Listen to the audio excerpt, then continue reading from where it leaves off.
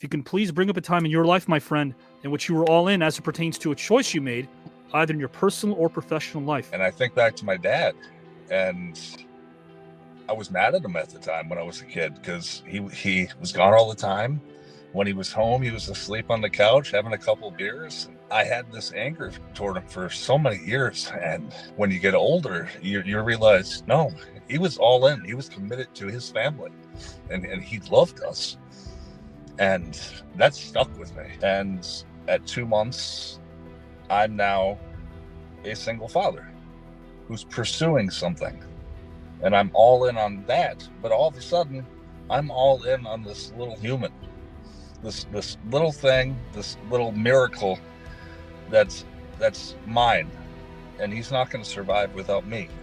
Luckily, I was able to go to a dojo, and, there was my mom and my dad yet again. My dad is there to, help with my son for 3 months. We all have these struggles in life that we don't talk about. We don't. You see people on TV, you don't know what they're going through. When you pass somebody on the street, if they're homeless, you don't know what they've been through to get there. John was saying earlier, we're all humans, and we're all beautiful, and we all are going through so much. You could go back in time and select one historical figure, Joseph, to help during their time of need. Who would it be and why? Big fan, big idol of mine was Buster Keaton.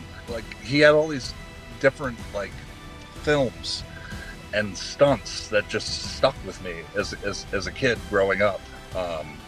When they transitioned from silent film to regular film, and the talkies was what they were called back then, his career kind of disappeared.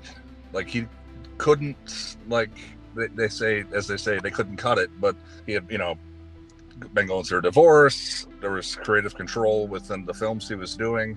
Definitely think he was one of those guys that was so ahead of his time that if I could go back and having the knowledge we have now with film and point him in the right direction. Mr. Dan Jansen will hopefully explain which former colleague of his that he shared a locker room with would make the ideal co-star alongside yourself in a buddy road trip comedy. If you could explain the person and the title of the film that you would co-star in. My co-star happened to have been my coach. His name's Peter Miller.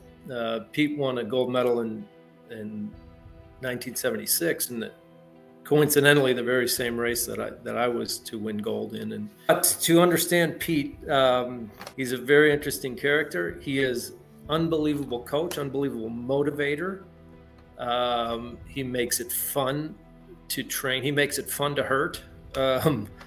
Look forward to training every day. His downside is he doesn't do well with authority. So he is truly his own person. And after 2 to 3 years, somehow Pete is gone because he doesn't follow the rules, because the federations just can't handle him. He's out there on the ice coaching me and our team, but of course we're all wearing USA and our uniforms and so forth, and Pete's got a jean jacket on. He's on the ice coaching us with a jean jacket, and so I just thought it would be a fun road trip. And if it were a sitcom of sorts, it would be The Odd Couple. It would be, us doing press conferences and Pete saying whatever he says and me kind of cringing. And they have the time machine, Mike and Dan. Which historical figure accompanies you on this trip? Why did you select them? And B, who, where, and when will the two of you be visiting? And why? At what point in your life? The historical figure I chose was also Jesus Christ. The person that we would visit would be my sister Jane. Just a year prior to my second Olympic Games, 1988, Jane is the youngest of my 5 sisters. She was diagnosed. She just had her third daughter.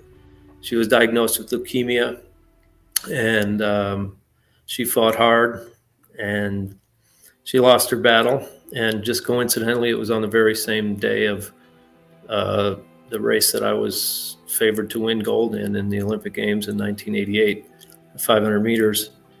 I, along with my family, decided to race that day, and I fell that night. My point is, what I would go back to is, with Jesus Christ, I would go back to that year when Jane was diagnosed. I would go back to visit her, and I would go back and ask him if he could make us understand, make her understand, and then make us understand why this might somehow be better than her, seeing her 3 baby girls grow So with up. that, I'll turn it over to Dan Loria first, who, in his opinion, I will ask him, is suffering a necessary part of the human condition? And I think the most important thing about suffering is, as we go through it, to be a little prescient about what is coming next. I was 1972, I was the National Big Brother of the Year. I'm on my 5th little brother.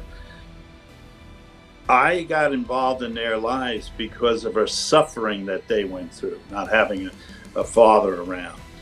But it has brought to me and to them a great joy, because I can be part of their lives. They've had a better life because I've entered it. Muriel does a lot of work with other people, and it's that their suffering that comes to you, but then you take that the next step and you bring a joy.